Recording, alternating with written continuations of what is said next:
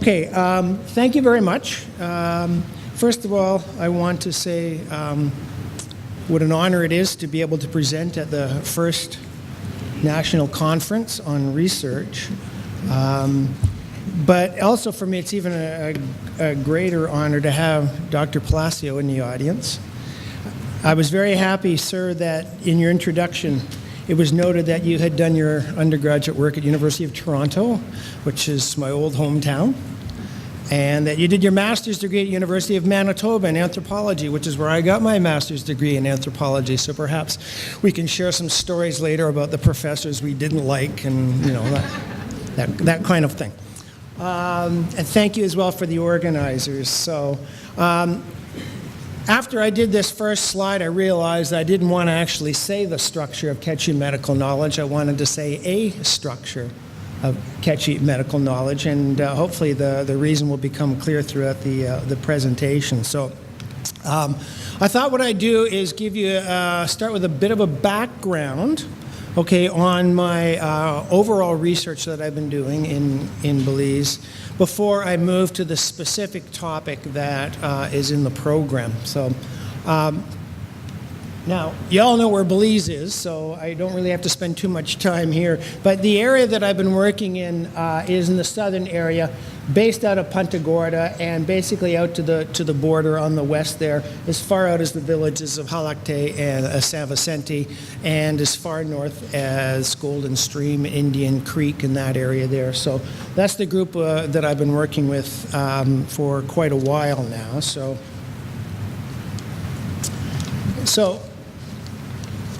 I think as we've all come to appreciate, anthropological research these days can only be done through a collaborative framework.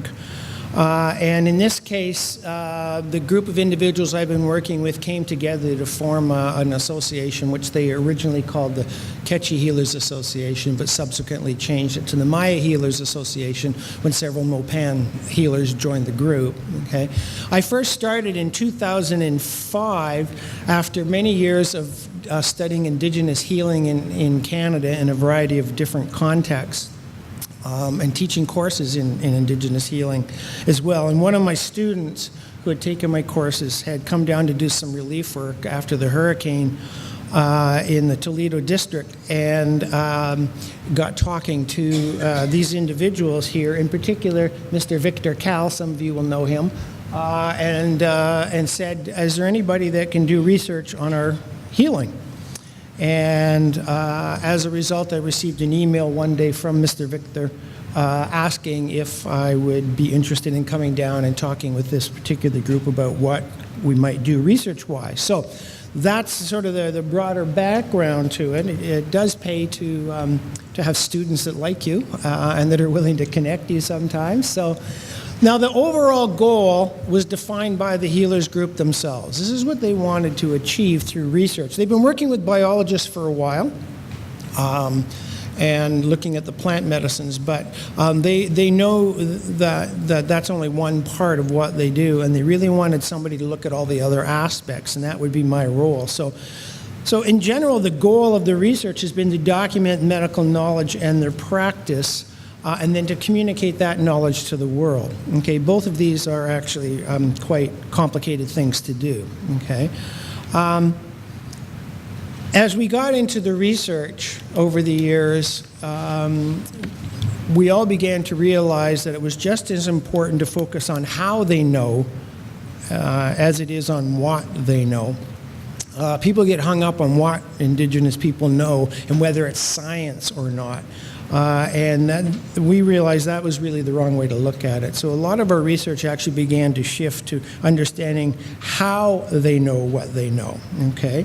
So, and part of the issue, of course, is to deal with the particular nature of their knowledge itself. So we had meetings and meetings and more meetings, and we have several meetings every year to plan out what we will do next and what is important and what not. And this is an example of one of the meetings that we're having, right? And this is a particularly memorable meeting because at this one, when we were talking about where we were and what we might do next, they all said that they would like to have a documentary film made about their work, which was interesting because, you know, none of them have TVs. And yet they were very aware of the power of that particular medium to spread as broadly as possible the message about their work. So I had never done a film before, but this is what they wanted, so we did it. And outside at the back, I put a copy of the film on a desk with a little bit of information that says, here's how you can find it. It's totally free of charge. This is not a for-profit venture. Like I said, their goal is to tell the world their story, and I'm, in a sense, part of the conduit of doing that.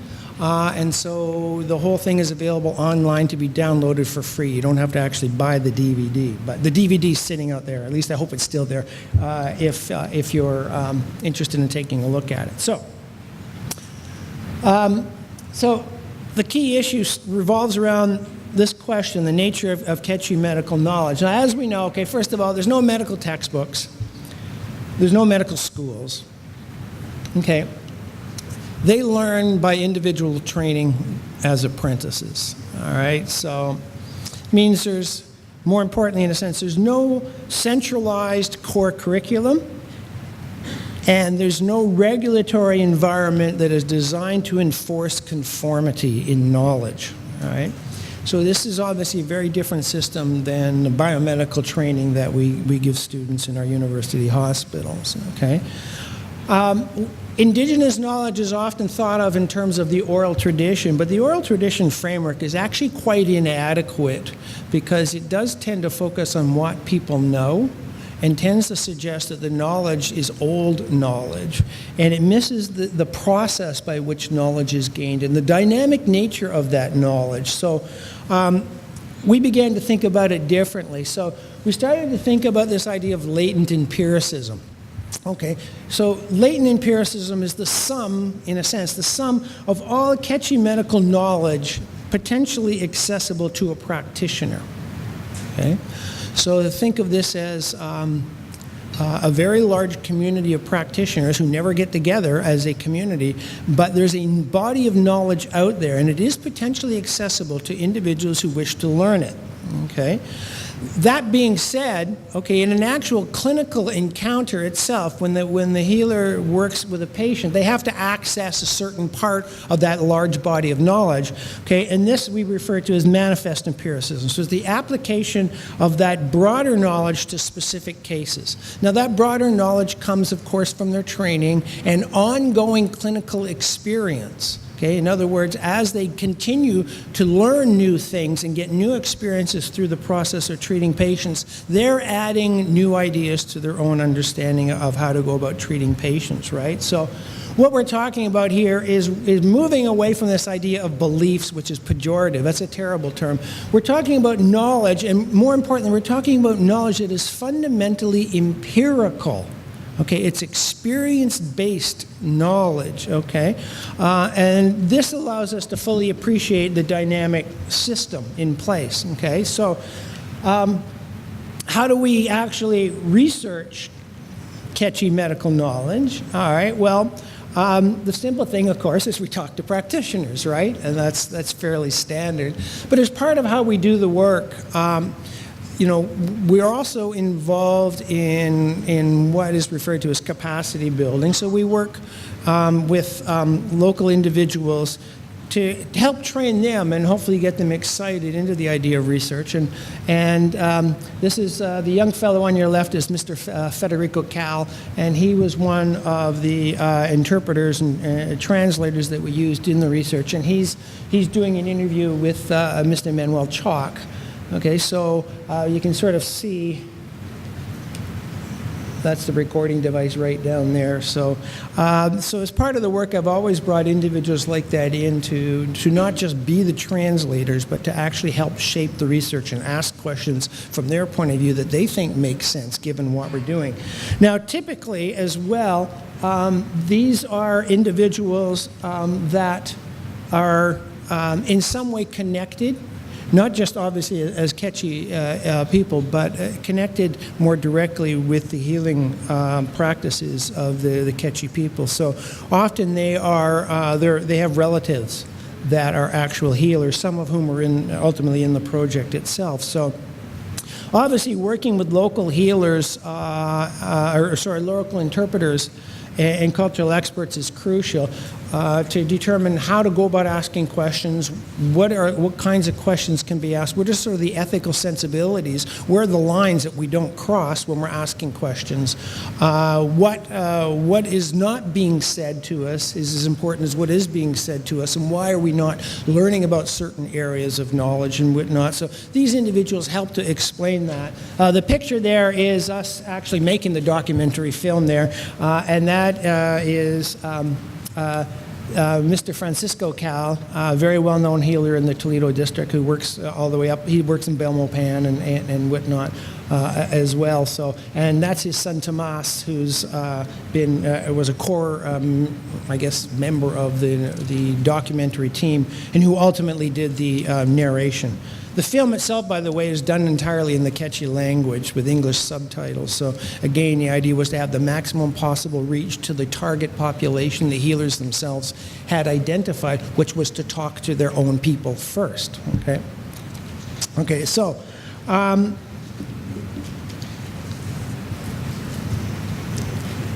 As sort of we're continuing on in terms of the general research as well, I've used a lot of video recording of interviews, and this is Mr. Albino McKean. Albino is no longer with us. He was in his 90s when we started working with him. He was the oldest member and the founding member of the Healers Association. And you can see the video camera there, also a recording device there. I record with as many technological things as I can because I've always believed that catastrophes will happen. What we've been able to do over the years is to build a fairly substantial video archive of interviews with the Healers group. And at some point or another, as we're organizing whatnot, this is going to definitely land on Nigel's desk as part of the research products once we've got it better indexed and whatnot, and then hopefully Nigel will be able to use his expertise in Belize to position the archive, the video archive, in the best possible places. We'll also make it available to Tumalkin School in Blue Creek as well. Okay, so anyway, so we produced this large video archive. So. We videotape treatment sessions. Obviously, you can't talk to people during treatment sessions, so what we do is we videotape them, and then afterwards we sit down with the healer involved and we watch the replay. Here we are, we're watching the replay on the on my laptop computer with Mr. Pedro McKean, who is Albino's grandson, is doing the interpreting with Mr. Francisco Cal there. And so we go through and we walk through every sort of component of the treatment, and they explain what they're doing and why they're doing it, and then we try to get to the depth, absolute depths of their knowledge, till we get to the point where they basically have to just say, well, that's it, or that just because that's how we do it, or whatnot. There's no other further explanations and whatnot. So. Okay, so now getting further onto the work involved here. One of the techniques we've used is known in research circles as a pile sort. Okay, so basically we start with 5 medical practitioners that we're working with here. Okay, 16 medical conditions. These are medical conditions that were common, that all the healers in the group knew and had experience with, so there were no, we had a good knowledge base to work from. And as you can see, Mr. Manuel Chalk there, with Mr. Rehinalio McKean is interpreting there. That's Rehinalio there. Mr. Manuel Chalk is looking at these cards, okay, and on the cards are the names of these 16 conditions, okay? And Mr. Manuel doesn't read, and so you're probably wondering, well, how does that work? Well, you know, the healers themselves as a group have incredibly good memories, and we work with them very carefully to make sure they understood what was on the cards. We had both the Quechua words and the English words on the card.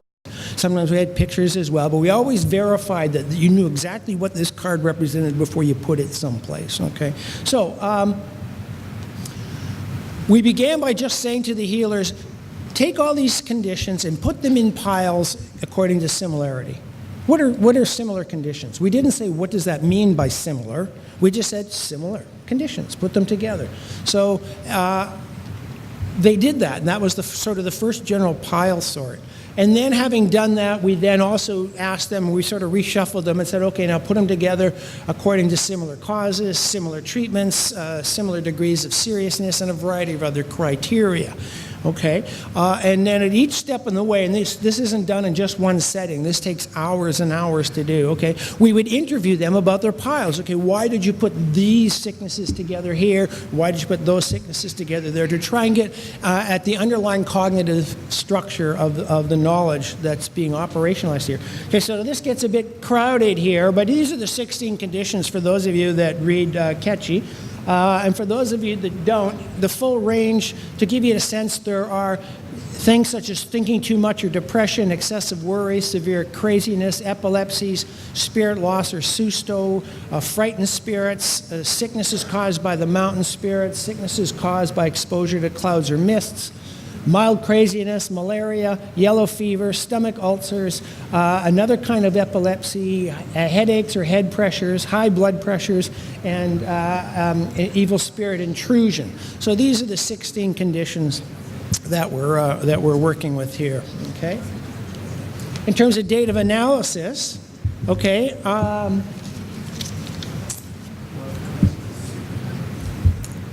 I'll explain these in a minute for those of you who aren't into methodology, but we use two procedures, multidimensional scaling and hierarchical cluster analysis. And basically, what this means in a nutshell is it's a method to demonstrate visually what sicknesses tend to be grouped together by the healers because they're similar. Okay? And now this is a multidimensional scale plot for similarity, and I've kind of crudely drawn some lines around some things, okay, to in effect show you that there are groupings of sicknesses that come together in the analysis, okay, and this is what we're looking for. This is where we're starting to see the actual structure, okay, is these different kinds of groupings. Okay? So they're telling us that there's, from the practitioner's point of view, there's something similar about conditions that are being grouped together. Okay? And of course, it's through the interviews that we're learning exactly what those similarities are. Okay? Okay, now this is the cluster analysis, okay? And this is actually another visual way of presenting it. And I'll just sort of identify a few key things here, okay?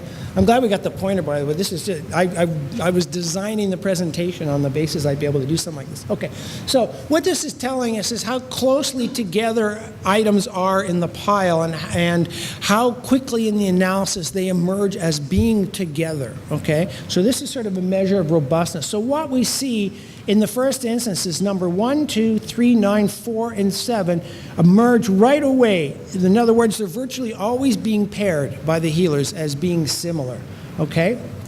And so that's a sort of a sense of what the structure is going to be. But then what we look at, for instance, we look at something like Eta Yehel and Rilom Sul here, okay? And Shehel Maus and Mausat here, can we actually see if we follow down, eventually they come together. So what you can see here is at a higher level of abstraction, a group emerging, okay? And so these are actually disorders of the spirit in some way or another, and I'll come back to that in a second, right? So here we see some thought disorders here, but ultimately are some mind disorders rather. Ultimately they emerge, they follow this line with these thought disorders, okay? So basically from these original groups, as we expand out, we begin to see these clusters of similar things emerging. We're also seeing some things like chalk and cognac that never clustered with anything. Okay, so they're emerging as distinct. We see Kanil and Shua Hanuk that come together a little bit later in analysis, but never ever cluster with anything else. So this is telling us that we're dealing with relatively distinct groupings of conditions. So based on this, okay, I added then three different kinds of analyses together. So here I'm just grouping together all of the data for similarity and for separate cause analyses and for separate treatment analyses. So all the piles for these three areas here, okay, and then drawing my crude lines around, oh, bummer, hang on. My crude lines around it to show that in fact what we're seeing here in the lower left is conditions which are mental, psychological, and emotional in some way. These are spiritual states, as are these, but these are more interpersonal spiritual states in the sense that these disorders are being caused by interaction with some kind of spiritual entity, whereas these spiritual disorders are being caused internally by some kind of accident or experience or misadventure of some kind of the individual, okay? And then you'll see as well that some things just don't easily fit into other categories. Okay, so when we look at the nosological structure, okay, I'll put this up here. You can look later if you want to in terms of what some of these things are, but I've sort of given them category names, okay? So category 1, disorders, psychological, emotional states. So this includes things like kaush, or thinking too much and whatnot. My clock says I'm done. I'll finish up. Okay, category 2, disordered mental states. Category 3 are disordered interpersonal spiritual states. Category 4 are disordered personal spiritual states. So these 4 categories have, I think, a good, solid robustness to them in terms of the analysis, and I feel very confident that the analysis really pulled these out, that these are legitimate aspects of the cognitive structure that the healers are talking about, okay? These ones, a little less so, but disorders, category 5 are called disordered physiological states, vector-related. So we have cognac or yellow fever and rash-cahob or malaria. Okay. Category 6, there's only one disorder in it. Okay, it's disordered physiological states internal, and that's cognac or ulcer. And category 7, disordered environmental states, chalk. Okay, these are my labels. These are not the practitioner's labels. These are my labels to try and give it some kind of heuristic structure so that we can talk about it. Okay, so to conclude, okay, the research is showing a clear nosological structure to catchy medical knowledge. Okay, I'm emphasizing here that that it's not the nosological structure.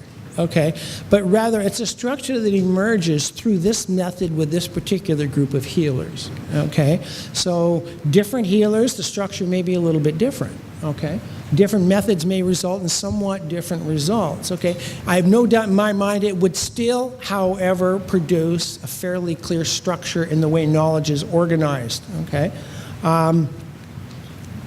so what? What does it matter? Well, one of the things the healers wanted us to do in the research is to talk back to officials in government and medical practitioners and this kind of thing who basically said that their knowledge, their medical system is unstructured, it's unsystematic, it's unorganized, it's not real. Okay, and in fact, just because it's not in a textbook and just because it's not taught in a lecture in a medical school doesn't make it less real. Okay, it is just as real, it is just as organized, but they've never felt the need to sit down and put it in a textbook. Okay, because there are other ways in which the knowledge is transmitted through time, right? So we can't just turn around and say, well, it can't be real because you don't have a textbook. That's not fair. It'd be no different than saying, okay, everything you know about medicine, doctors, okay, you need to learn, but you can't look in your books. Okay. Okay, it also demonstrates how cultural processes work to create a system of knowledge despite a lack of a deliberate effort to create such a system. In other words, as I say, it's not that people come together and say, let's organize our knowledge. Okay, this is part of a broader cultural process among a particular group of people through time in which a structure is created It's a dynamic structure. It's able to adapt and change through time, but nonetheless, it is a structure that passes through from generation to generation of healers, to which they each add through their own empirical, in a sense, trials as they're actually treating patients, okay? And this includes incorporating new ideas. It's a very open, dynamic system.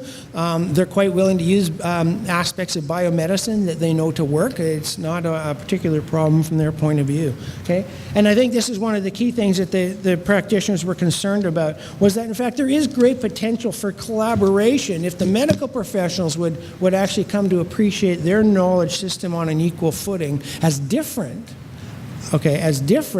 in a lot of ways, but also similar in a lot of ways, and all of which are aimed towards, of course, the successful treatment of the patient. So these are some of the healers and the interpreters and cultural advisors and whatnot we've worked with. And of course, thank you very much to Nigel and Rolando and the organization.